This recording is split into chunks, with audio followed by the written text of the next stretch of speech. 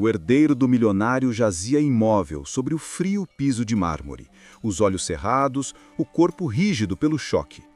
Ao lado dele, ajoelhada, a empregada Helena tremia enquanto segurava nas mãos algo pequeno, escuro e pulsante. "Helena, o que foi que você fez?" murmurou o mordomo, a voz presa pelo medo. O som de passos firmes ecoava pela mansão. Em poucos segundos, o senhor Ricardo Vasconcelos, o homem para quem o dinheiro sempre fora sinônimo de poder, surgiu na sala, o rosto pálido e tomado de desespero. "O que aconteceu com meu filho?" gritou, correndo na direção deles. Helena levantou o olhar, as lágrimas se acumulando em seus olhos. "Eu não o machuquei, senhor", disse com a voz quase inaudível. "Juro que só estava tentando ajudar." "Ajudar?" bradou Ricardo e sua voz reverberou pelas paredes do salão. "Você ousou tocar no meu filho? Aproximar-se dele sem minha ordem?" Com um movimento hesitante, Helena abriu a mão. Na palma havia algo que ninguém ali jamais vira. Uma pequena coisa viva, escura, úmida, reluzindo sobre a luz do lustre. Um murmúrio coletivo percorreu o ambiente e todos deram um passo para trás, o pavor estampado nos rostos. O ar tornou-se pesado, denso, até que um som suave rompeu o silêncio. "Pai." A palavra saiu dos lábios do menino, o mesmo menino que nascera surdo, que jamais ouvira um único som, que nunca pronunciara sequer uma sílaba. Por um instante, ninguém se moveu, nem mesmo Ricardo. Então ele compreendeu. A mulher que julgava insignificante acabara de realizar o impossível. Senhoras e senhores, esta é uma história sobre fé, amor e sobre o tipo de milagre que fortuna alguma pode comprar. Fique comigo até o fim, porque o que vem a seguir vai tocar o seu coração e lembrar-lhe que, às vezes, a cura mais poderosa vem das mãos de quem menos esperamos. A mansão dos Vasconcelos era um lugar onde até o silêncio parecia ter som. Cada canto reluzia de tão limpo, cada lustre cintilava como ouro. E, entanto, havia ali uma ausência que nada conseguia preencher. Os empregados se moviam com passos leves, quase sem respirar, como se o ar pesado da casa não permitisse ruído. Diziam que o patrão, o senhor Ricardo, gostava das coisas assim. Perfeccionista e metódico, Ricardo vivia entre compromissos, reuniões e cifras astronômicas. Mas por trás da fachada de homem controlado, escondia-se um pai atormentado. Seu único filho, Lucas, nascera surdo. Nenhum tratamento, remédio ou cirurgião de renome havia conseguido mudar isso. Anos de viagens, consultas e promessas vazias terminavam sempre no mesmo silêncio. Lucas tinha 10 anos agora. Nunca ouvira o som da chuva, nem a voz do próprio pai, nem proferira palavra alguma. O mundo, para ele, era feito de gestos e olhares. Às vezes encostava o ouvido na vidraça, observando as árvores balançarem como se contassem segredos que ele jamais ouviria. Os criados aprenderam a se comunicar com sinais, embora poucos realmente tentassem. Alguns sentiam pena, outros tinham medo, como se o silêncio do menino fosse um presságio. Mas havia uma exceção: Helena. Helena era nova na casa, jovem, de pele negra e pouco mais de 20 anos. Buscara aquele emprego para pagar as dívidas deixadas pela doença da mãe. Vestia sempre o mesmo uniforme, lavado com cuidado a cada noite, e prendia o cabelo num coque simples. Trabalhava calada, sem se queixar, sem se envolver em conversas, mas por trás da serenidade havia lembranças que a perseguiam. Ela tinha um irmão mais novo, Tiago, que perdera a audição depois de uma estranha infecção na infância. Ela se lembrava de como os médicos os mandaram embora porque não podiam pagar pelo tratamento. Ela se lembrava do olhar de desamparo no rosto de sua mãe e de como Tiago morreu em silêncio, sem nunca mais ouvir a voz dela. Desde então, Helena carregava uma promessa silenciosa em seu coração. Se algum dia encontrasse outra criança como ele, ela nunca desviaria o olhar. A primeira vez que Helena viu Lucas, ele estava sentado na escadaria de mármore, arrumando carrinhos de brinquedo em uma linha reta. Ele não olhou para cima quando ela passou, mas ela notou algo estranho nele. Ele não se movia como a maioria das crianças. Ele era cuidadoso demais, quieto demais. Seus olhos estavam cheios de algo que ela reconhecia: solidão. A partir daquele dia, Helena começou a deixar pequenas coisas para ele nos degraus. Um pássaro de papel dobrado, um pequeno chocolate embrulhado em papel dourado, um bilhete curto com um desenho. No início, Lucas não reagiu, mas uma manhã ela encontrou o chocolate desaparecido e os pássaros de papel ao lado de seus brinquedos. Aos poucos, algo começou a mudar. Quando Helena limpava as janelas perto de sua sala de brinquedos, ele se aproximava, observando o seu reflexo. Ela sorria e acenava. Ele começou a acenar de volta. Uma vez, quando ela deixou cair uma xícara, ele riu silenciosamente, segurando a barriga com as duas mãos. Foi a primeira vez que alguém na mansão o viu sorrir. Dia após dia, Helena se tornou a única pessoa em quem Lucas confiava. Ela lhe ensinou pequenos sinais com as mãos e ele a ensinou a ver alegria nas pequenas coisas. Ela não o tratava como um paciente, ela o tratava como um menino que merecia ser ouvido à sua maneira. Mas nem todos estavam felizes com isso.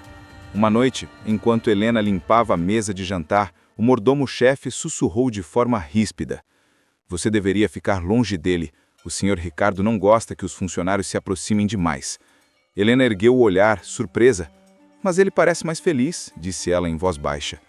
"Isso não é da sua conta", respondeu o mordomo. "Você está aqui para limpar, não para criar laços." Helena não disse nada, mas seu coração discordava. Ela sabia como era a solidão, e a via toda vez que olhava nos olhos de Lucas. Naquela noite, enquanto os outros funcionários iam para seus quartos, Helena sentou-se perto da janela da cozinha, pensativa. O som do relógio passava devagar. Ela se lembrou de Tiago, seu irmão, e de como ninguém se importou o suficiente para notar sua dor. Ela não podia deixar isso acontecer novamente. Na manhã seguinte, ela encontrou Lucas sentado no jardim, coçando a orelha e franzindo a testa. Ele parecia desconfortável. Helena se ajoelhou ao lado dele e gentilmente fez o sinal. "Você está bem?" Ele balançou a cabeça negativamente. Ela se inclinou, virando a cabeça dele um pouco para ver por dentro. A luz do sol bateu em sua orelha e por um segundo ela viu algo que fez seu coração parar. Bem lá no fundo, algo escuro estava brilhando. Helena piscou, sem ter certeza do que tinha visto. Parecia uma pequena sombra se movendo, mas ela pensou que talvez estivesse enganada. Ela não o tocou, apenas sorriu e disse suavemente: "Vamos contar ao seu pai, tudo bem?" Lucas balançou a cabeça e fez um sinal rápido. "Médicos não." Suas mãos tremiam enquanto ele sinalizava novamente. "Eles me machucam." Helena ficou paralisada. A dor brilhou em seus olhos, e naquele momento ela entendeu tudo.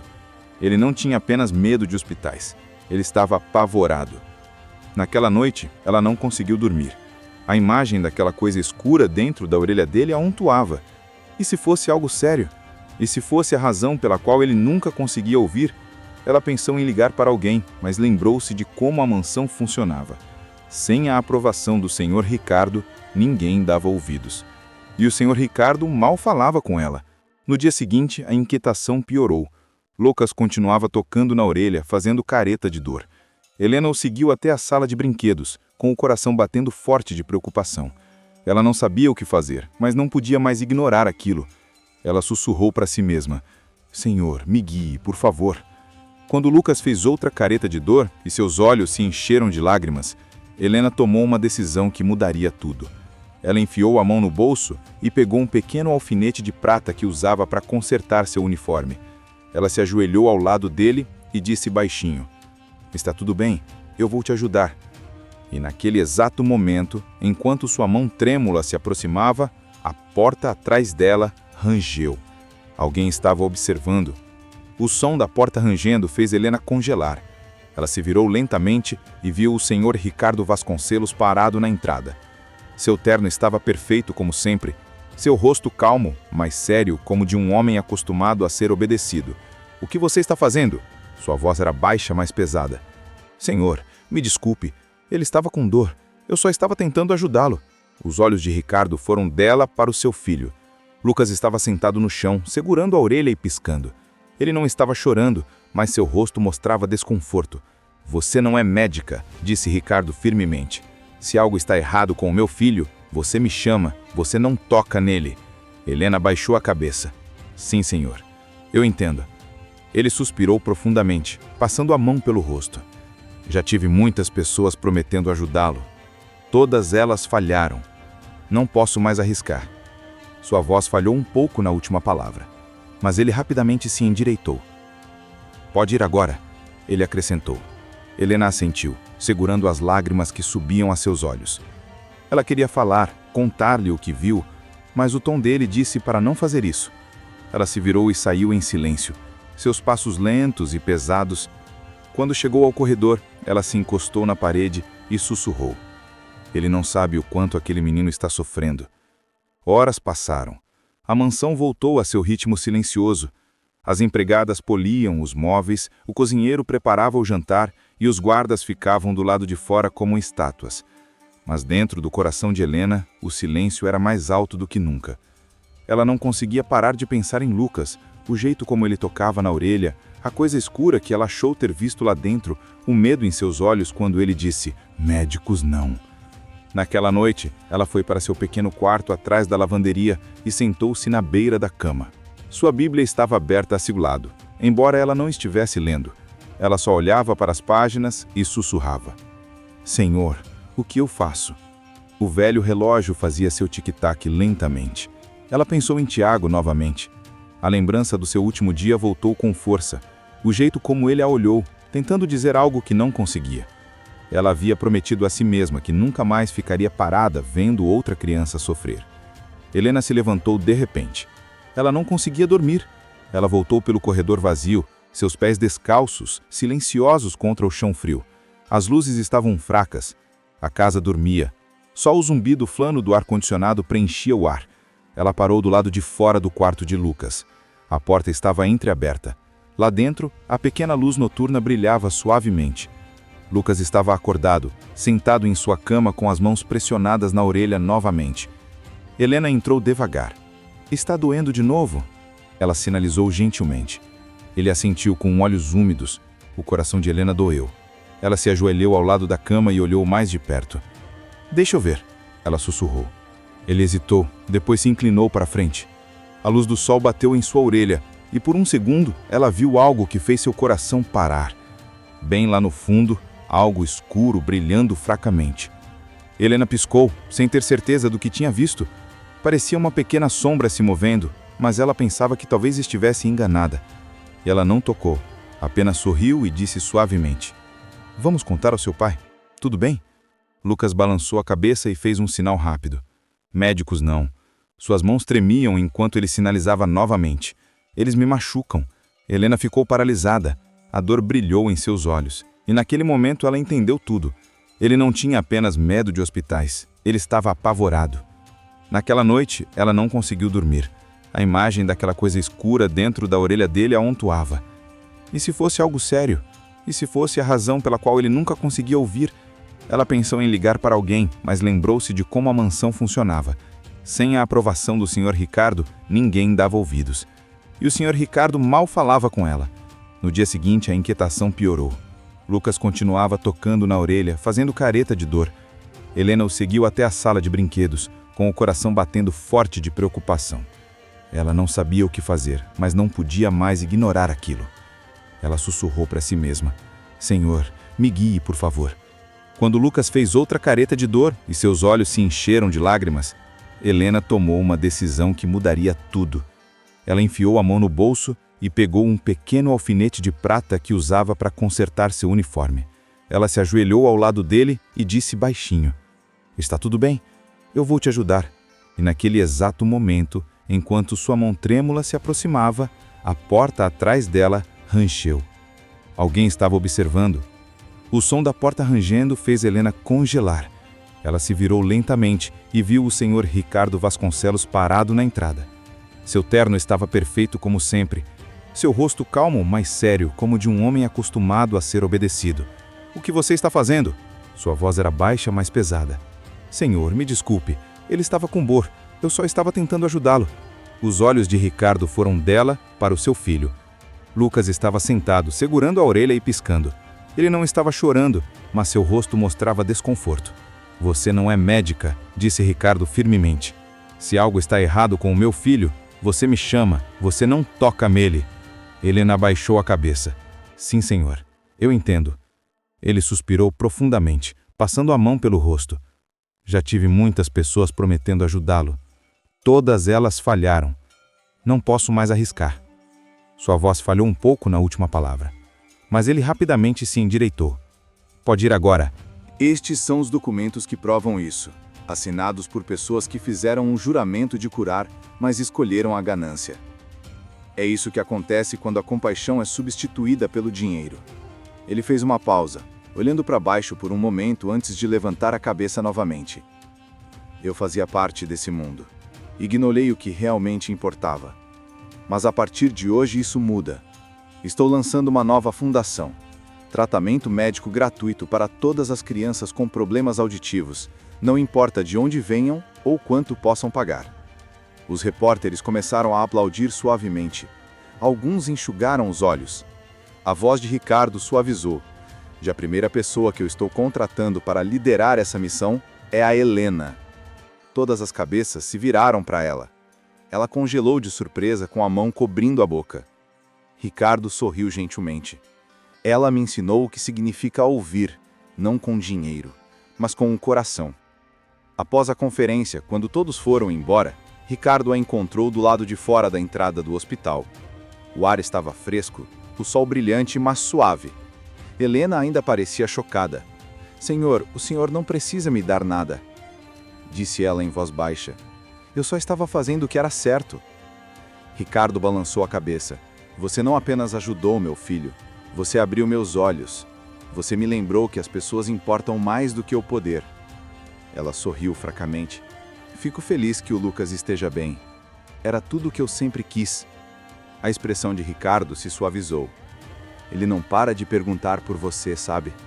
Ele não para de dizer seu nome. O sorriso dela se aprofundou um pouco mais, com lágrimas surgindo em seus olhos.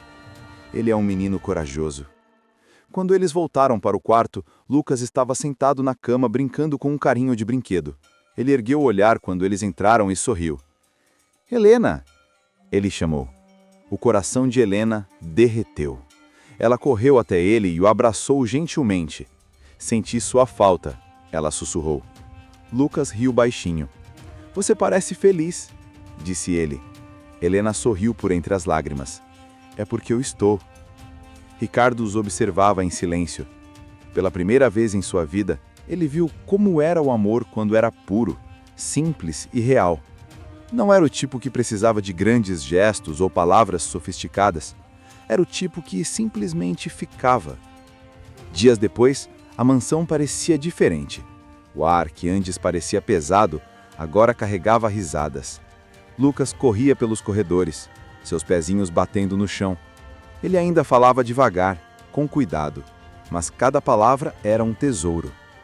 Helena voltou ao trabalho, mas não mais como uma empregada. Ricardo a tornou parte de sua casa, alguém de confiança, alguém da família. Todas as noites, eles se sentavam juntos no jardim. Ricardo lendo relatórios da fundação, Helena ensinando novas palavras a Lucas, e Lucas rindo dos sons que antes ele nunca pôde ouvir. Às vezes Ricardo apenas sentava e os observava, as duas pessoas que haviam mudado sua vida. Nesses momentos, ele sentia algo que não sentia há anos: paz. Uma noite, enquanto o sol se punha e o céu ficava alaranjado, Lucas ergueu o olhar do seu desenho e perguntou: Pai, posso dizer uma coisa? Ricardo sorriu. Claro, filho. Lucas apontou para Helena e disse devagar: Ela é minha heroína. Helena cobriu o rosto tentando não chorar. Ricardo olhou para ela com um sorriso orgulhoso. Ela é a minha também, disse ele suavemente. Mais tarde naquela noite, quando todos dormiam, Ricardo estava perto da janela de seu escritório olhando para o jardim silencioso. A fonte lá fora brilhava sob a luz da lua, a mesma que costumava lembrá-lo do silêncio, mas esta noite soava diferente.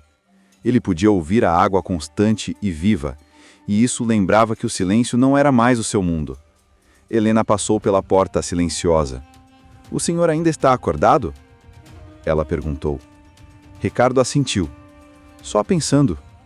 Sobre o quê? Ele sorriu gentilmente. Sobre como, às vezes, a menor das vozes pode mudar tudo. Helena sorriu também. É verdade. Eles ficaram ali em silêncio por um tempo. O tipo bom de silêncio.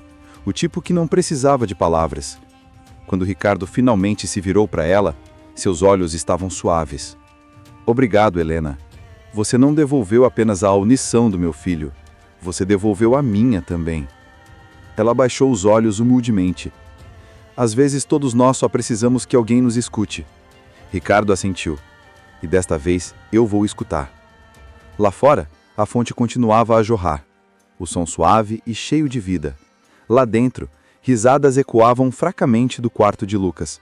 Um som que nunca mais seria subestimado.